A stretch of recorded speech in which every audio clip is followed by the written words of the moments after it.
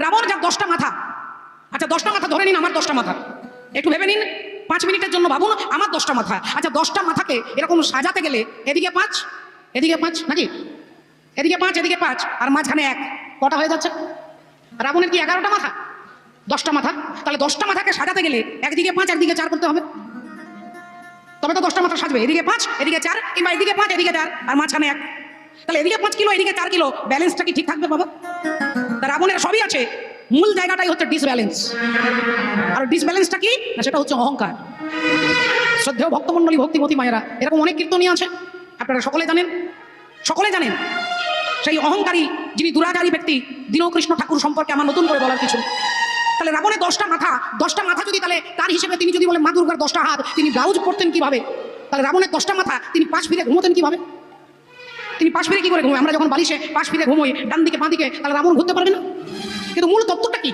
মূল তত্ত্ব হচ্ছে যে 10টা মাথা মানে 10টা ইন্দ্রিয়ের, 10টা ইন্দ্রিয় একসঙ্গে চলে।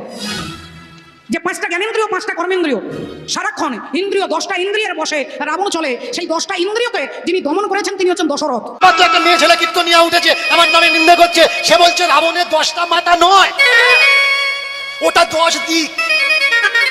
দেখেছো, রাবণের 10টা মাথা, ওটা রাবণের 10টা মাথা নয়, ওটা 10টা দিক।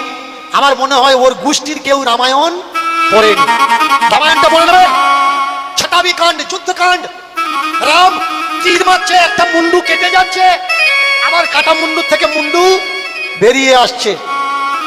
রামায়ণে কোথাও লেখা নেই যে রাবণের 10টা মুন্ডু 10টা দিক। আমি স্টেজে দাঁড়িয়ে কথা দিচ্ছি, ওই কীর্তনিয়াকে প্রমাণ করতে বলুন যে রাবণের 10টা মাথা 10টা দিক। আমি বুকে হাত চাপড়ে চ্যালেঞ্জ করছি, যদিও প্রমাণ দিতে পেরেছে রামায়ণে লেখা আছে রাবণের 10টা মাথা 10টা দিক। আমি দীনকৃষ্ণ ঠাকুর যতদিন বাঁচবো স্টেজে দাঁড়িয়ে কীর্তন করব না। আলতু ফালতু কথা বলে, শুধু তাই নয়, কীর্তন সম্রাট নাম ধারণ করে কবছর কীর্তন বন্ধ দিয়েছিল, আবার ব্যবসা আরম্ভ করেছে। দেখছে ও ব্যবসা খারাপ হচ্ছে, আবার এবারে ব্যবসায় ঢুকেছে।